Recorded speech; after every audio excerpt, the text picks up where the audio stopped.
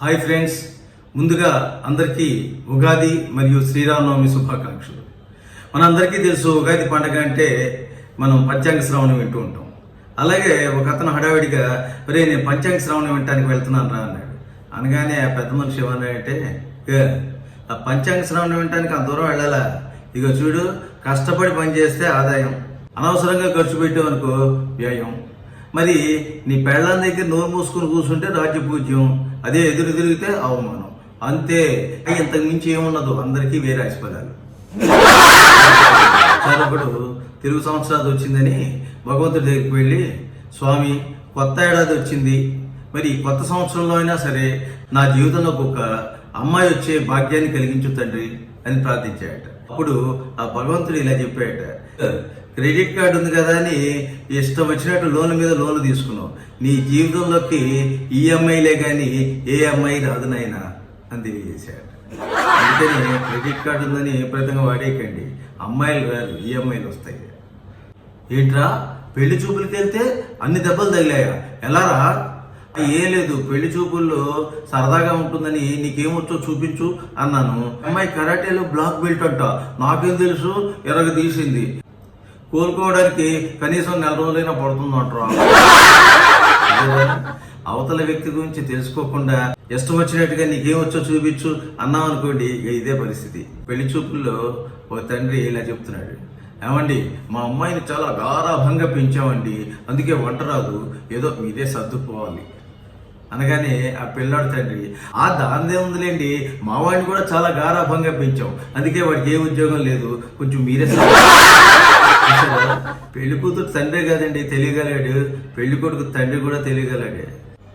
ఒకసారి మనవడు తాతతో, తాతయ్య మీ కాలంలో ఆడాళ్ళు మీరు స్నానం చేసేటప్పుడు వెనక వీపు రుద్దేవారట.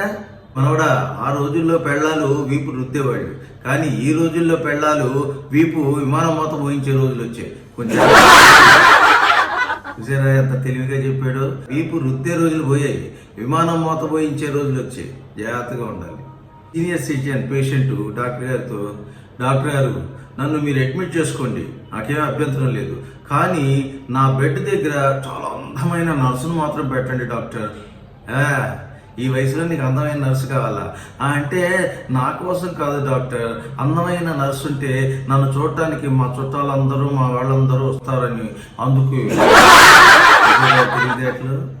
కనీసం అందమైన నర్సు కోసమైనా ఈయన చూడటానికి వస్తారని ఆయన ఆశ. నీ జాబ్ అప్లికేషన్లో సింగిల్ అని రాసావు, నీకు మ్యారేజ్ కాలేదా? అంటే అయ్యింది సార్, కానీ ఒకటే భార్య, అందుకే సింగిల్ అని రాశా. ఇద్దరు పిల్లలు కావాలేమో వాడికి. డాక్టర్ గారు కాల్లో ముళ్ళు గుచ్చుకుంది, కొంచెం చూడండి డాక్టర్. అరే నీ అరికాల్లో 2 ముళ్ళు గుచ్చుకున్నాయా? అంటే గుచ్చుకుంది ఒకటే ముళ్ళు, మా ఆవిడతో చెప్తే ముళ్ళని ముళ్ళుతోనే తీయాలని ఇంకో ముళ్ళు గుచ్చింది డాక్టర్. వాళ్ళ ఆవిడ తెలియదే అటు, ముళ్ళను ముళ్ళుతోనే తీయాలని చెప్పి ఉన్న ముళ్ళు దగ్గర ఇంకో ముళ్ళు గుచ్చింది అనమాట. అది సంగతి. ఒకసారి డాక్టర్ గారు పేషెంట్తో, ఇదిగో నీకు ట్రీట్మెంట్ చేయాలంటే నువ్వు మందు తగ్గించి కొంచెం వాకింగ్ ఎక్కువ చేయాలయా.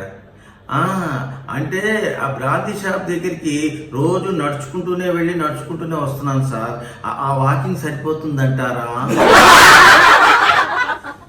మీ డ్రింకింగ్ మాత్రం ఎంతైనా చేస్తాయండి, వాకింగ్ మాత్రం చేయడు. అది సంగతి. డాక్టర్ గారు ఆశ్చర్యం, ఏమ్మా ఈయన తల మీద ఇంత గట్టిగా ఎవరు బాధారమ్మా? ఏం లేదు డాక్టర్, భోజనం చేసేటప్పుడు ఆయనకి పొలమారింది, తల మీద తట్టాను అంతే. ఏంటమ్మా చేతితో కొడితేనే ఇంత దెబ్బ తగిలిందా? అంటే ఆ కంగారులో నా చేతిలో ఉన్న చెంబుతో కొట్టాను డాక్టర్, అంతే. ఏమండి ఆ చేతిలో ఆ సమయానికి చెంబే ఉంది, ఏ కత్తే ఉంటే ఏమయ్యేదు. మరి ఇలా ఉంటాయండి అప్పుడప్పుడు ఆడాళ్ళ విషయాలు. మరి ఇలాంటి సరదా జోక్స్ ఇంకా వినాలి అనుకుంటే మీరు సంజీవ్ బాకి సబ్స్క్రైబ్ చేసుకోండి, రకరకాల జోక్స్ వినేయండి.